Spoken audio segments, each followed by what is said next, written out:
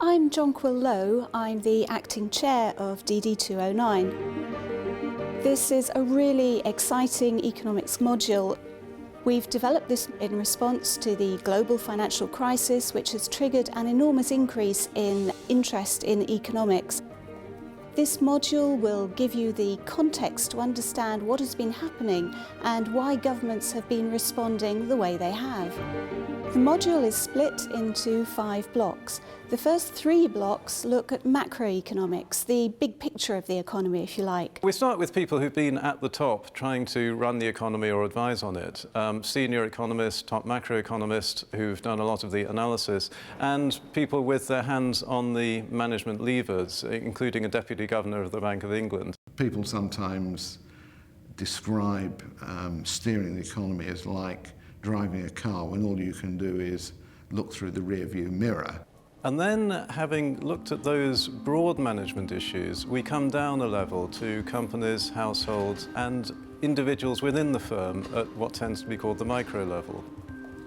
Block 4 turns to the study of firms and how markets work. In Block 4, students have the opportunity to watch a film at the very beginning of the block. The film is about firms in Germany and Italy.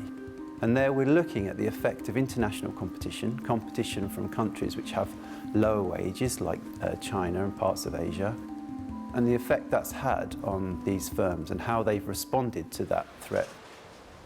We have a higher quality, we test the appliances to last 20 years, and this means we have to charge a higher price for that. Block 5 looks at some of those more difficult decisions that governments have to make, not simply about how does the economy grow, but who are the winners and the losers. There's no doubt China exports a lot and benefit from international trade. On the other hand, China is also a large market for imported products.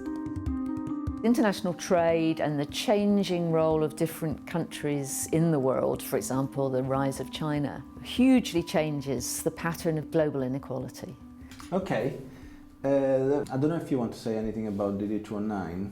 It's mainly pulling together the threads now of where we are on everything. Do you want to give us a bit of an update on the state of play with the data weeks? Throughout this module, there are bound to be issues that you don't understand or things that you want to know more about. Your tutor is always there to help, and our tutors are particularly geared into the needs of part-time distance learning students and students who are either new to economics or are having to learn very quickly. The tutor's there, first of all, as someone that students can contact if they have any issues or difficulties with understanding the material. Secondly, as they go through the module and they take part in assessments, the tutor will mark their work and give them feedback. The assessment of this course falls into 2 parts. There's continuous assessment, which is largely done with the support of your tutor, and then at the end there is an exam. You get a textbook, and in this case it's 2 different textbooks which follow on one from the other and which give the students the written material for the module. In addition, there's a lot of other methods of teaching. One example is the VLE. VLE stands for Virtual Learning Environment, and it's the way the Open University delivers material online to its students. Here you'll be playing with economic models, interactive charts, you'll be watching videos, debates of experts in economics, so this is a very hands-on part of the module. Here we have the aggregate demand interactive chart, which is one of the larger simulators that we use in dd209.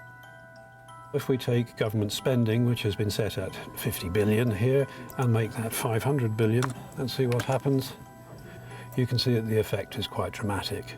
So as you're working through the module, and in particular the VLE, this culminates in the macro simulator, which will let you become the policymaker and really model the economy in much the same way that governments and central banks do.